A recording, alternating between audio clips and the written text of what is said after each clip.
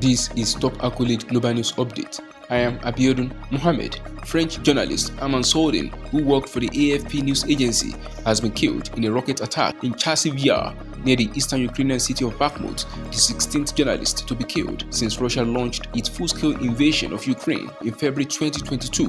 Soldin was with a team of AFP journalists traveling with Ukrainian soldiers when the group came under fire from Grad rockets at about 4:30 p.m. on Tuesday. AFP said the team took cover, but 32-year-old Soldin was killed when a rocket struck near where he was lying. AFP said, in quote, "The whole agency is devastated by the loss of Armand." AFP chairman Fabrice Frey said his death is a terrible reminder of the risks and dangers faced by journalists every day covering the conflict in Ukraine. The rest of the agency's team was on alert. Chasiv lies close to Bakhmut, which Russian forces have been trying to capture for 9 months, seeing it as a stepping stone to other parts of eastern Ukraine. Soldin was born in Sarajevo, near the capital of Bosnia and Herzegovina, and was a French citizen. AFP said he joined the agency as an intern in Rome in 2015 before being hired in London. He arrived in Ukraine to cover the war the day after Russia began its full-scale invasion. Soldin, who led the agency's video reporting in Ukraine, had traveled regularly to the front lines in recent months. French President Emmanuel Macron paid tribute to Soldin on Twitter, hailing his courage.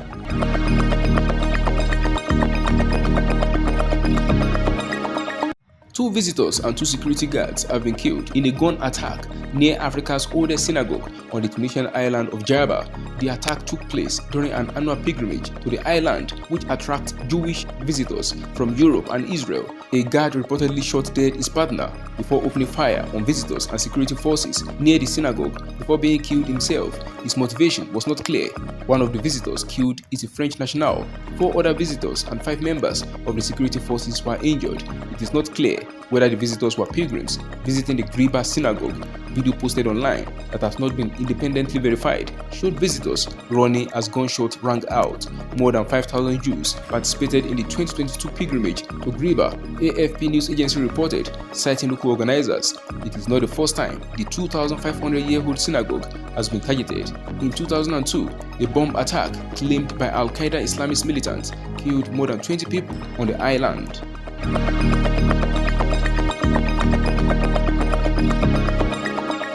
Foreign companies in China are on tenterhooks following a series of national security raids on consultancy firms that have highlighted the risks of doing business in the era of Chinese leader Xi Jinping. Eric Zeng, the president of the American Chamber of Commerce, said on Tuesday he was concerned about reports that due diligence firms had been targeted by authorities as their work is essential to doing business in China. Chinese authorities should more clearly delineate the areas in which companies can or cannot conduct such due diligence, Zeng said in a statement. Zeng's remarks follow a similar warning by the US business group last month that China's recent expansion of its espionage law dramatically increases uncertainties and risks of doing business in the People's Republic. The EU ambassador to China, Jorge Toledo Albinana, on Tuesday said the legislation was not good news for those hoping to see a further opening of the Chinese economy. The EU Chamber of Commerce said in a statement Beijing's crackdowns send a very mixed signal as China seeks to restore business confidence following the abrupt end of its strict zero-COVID strategy in December.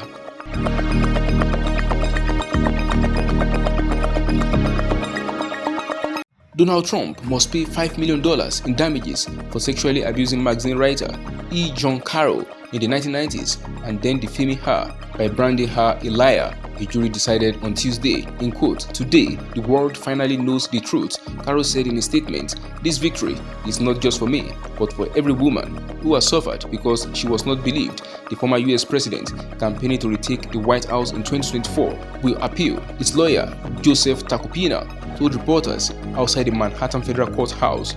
Carroll, 79, testified during the civil trial that Trump, 76, raped her in a Bergdorf Goodman department store dressing room in Manhattan in either 1995 or 1996, then harmed her reputation by writing in an October 2022 post on his Truth social platform that her claims were a, in quote, complete con job, a hoax and a lie. Trump was absent throughout the trial, which began on April 25th in a post on his Truth social platform. Trump called the verdict a disgrace and said in quote, "I have absolutely no idea who this woman is. Because it was a civil case, Trump faces no criminal consequences, and as such, there was never a threat of prison.